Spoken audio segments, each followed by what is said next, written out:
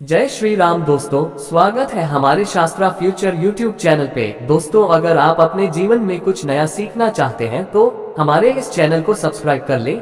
चलिए दोस्तों, शुरू करते हैं। तो देखिए, जैसा कि आप सभी लोगों को पता होगा कि 10 फरवरी से गुप्त नवरात्रि शुरू हो रहा है और 10 फरवरी गुप्त नवरात्रि का पहला दिन है।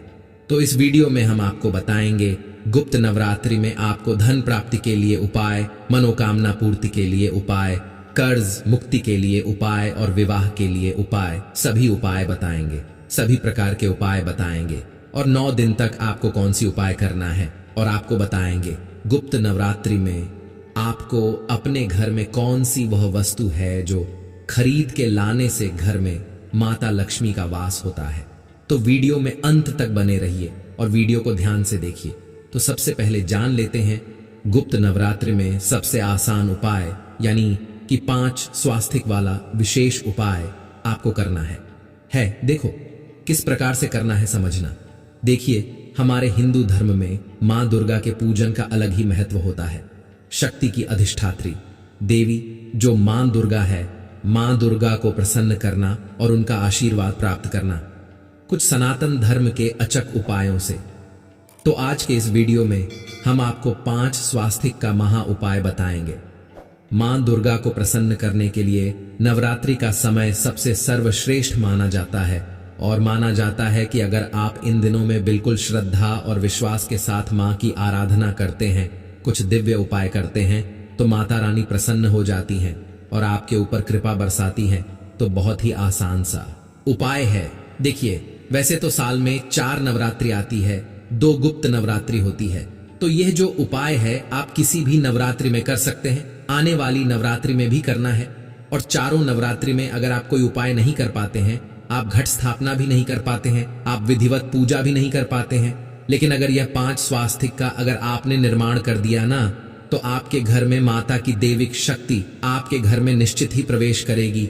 बहुत ही आसान सा उपाय है। पूज्य गुरुदेव की ही कथा सुनकर कि समझकर कि समझाने का पूरा प्रयास करूंगा, लेकिन उससे पहले वीडियो को लाइक करें और भगवान शिव के यदि आप सच्चे भक्त हैं तो चैनल को जरूर सब्सक्राइब करें।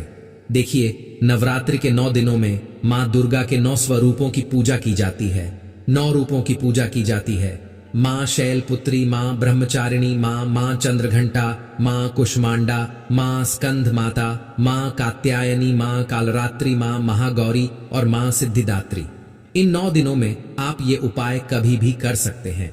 पहले दिन भी कर सकते हैं या आप अष्टमी नवमी के तिथि पर भी कर सकते हैं, सप्तमी तिथि पर भी कर सकते हैं। साथ ही साथ यह उपाय आप शुक्रवार के दिन भी कर सकते हैं, नवरात्रि का शुक्रवार। ठीक है, क्या करना है बहुत ध्यान से समझना। नवरात्रि की दिव्य रात्रि में, यानी कि आप ये उपाय सूर्यास्त के बाद करेंगे। आपको 1 चुटकी की हल्दी लेना है। आपके पास अगर चांदी की कटोरी है तो चांदी की कटोरी के अंदर आपको हल्दी रखना है। अगर चांदी की कटोरी नहीं है तो आप क्या करेंगे कि स्टील की कटोरी लेंगे, उसके अंदर आप चांदी का सिक्का रखेंगे, या चांदी का सिक्का भी नहीं है तो आपके पास चांदी की कुछ भी चीज है, चाहे अंगूठी हो, चाहे कुछ भी चांदी का चीज आपके पास हो, तो उस चांदी की चीज को आपको शुद्ध जल से पहले धोना है और उसके बाद वो आपको कटोरी में रखना है। उसके अंदर 1 चुटकी हल्दी डालना है और हल्दी के अंदर आपको शुद्ध गोमाता का घी आपको डालना है। इसके अंदर गौ माता का घी मिलाने के बाद आपको सबसे पहला स्वास्तिक नवरात्रि की दिव्य रात्रि में सबसे पहला स्वास्तिक बनाने से पहले दिव्य ज्योति आपको प्रकट नहीं है। कहां पर प्रकट जाएंगे? आप एक दीपक प्रचलित करेंगे, लंबी बाती का दीपक प्रज्वलित करेंगे।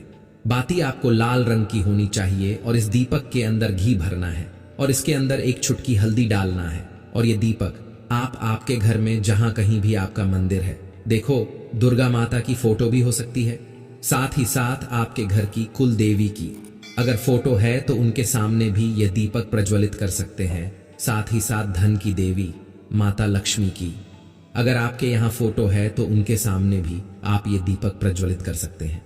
एक ही दीपक प्रज्वलित करना है, लंबी बाती वाला।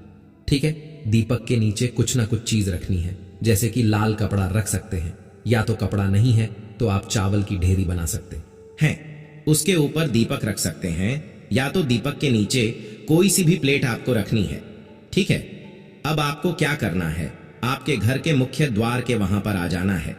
सबसे पहला जो स्वास्तिक है, आपको आपके घर के मुख्य द्वार के आजू बाजू में आपको बनाना है, यानी कि आइट साइड में दोनों तरफ देखो। वीडियो के अंदर बताने का प्रयास कर रहा हूं।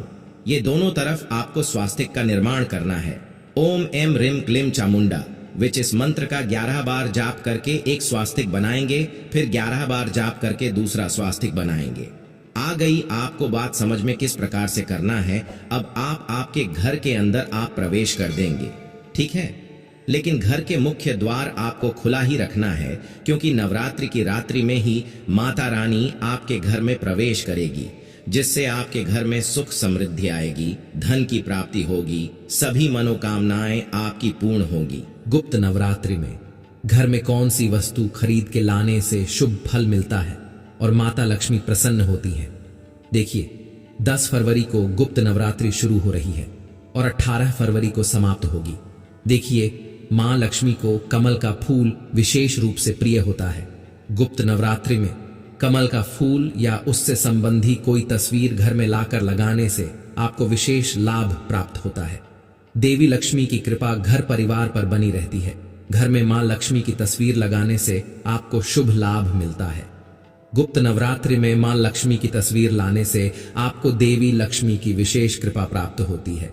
ध्यान रखें कि तस्वीर ऐसी होनी चाहिए कि जिसमें मां लक्ष्मी कमल के फूल पर विराजमान हो और उनके हाथ में सोने की मुहरें हों। गुप्त नवरात्रि में चांदी या फिर सोने का सिक्का लाना बहुत ही शुभ माना जाता है। सिक्के पर मां लक्ष्मी या फिर गणेश जी का चित्र अंकित हो तो बहुत ही शुभ माना जाता है। ऐसा करने से आपके घर में बरकत आती है और मां लक्ष्मी आपसे प्रसन्न होती है। मोर का संबंध भगवान कृष्ण से होता है और कृष्ण जी को भगवान विष्णु का ही अवतार माना जाता है। इसलिए मां लक्ष्मी को मोर पंख बहुत प्रिय होते हैं। मान्यता है कि गुप्त नवरात्रि में इन्हें घर लाने से आपकी सुख समृद्धि में वृद्धि होती है और आपके ऊपर ईश्वर की कृपा बनी रहती है। नवरात्रि में सुहाग का सामान खरीदना बहुत ही शुभ माना जाता है।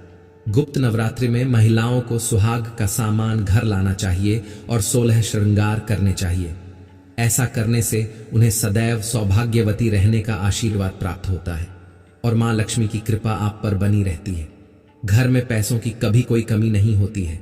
अब जान लेते हैं इस वीडियो में धन प्राप्ति के लिए उपाय, कर्ज मुक्ति के लिए उपाय, सुख समृद्धि और सम्मान में वृद्धि के लिए गुप्त नवरात्रि में हर रोज रात में मां दुर्गा के सामने घी का दीपक जलाएं और मां को लाल फूलों की माला चढ़ाएं।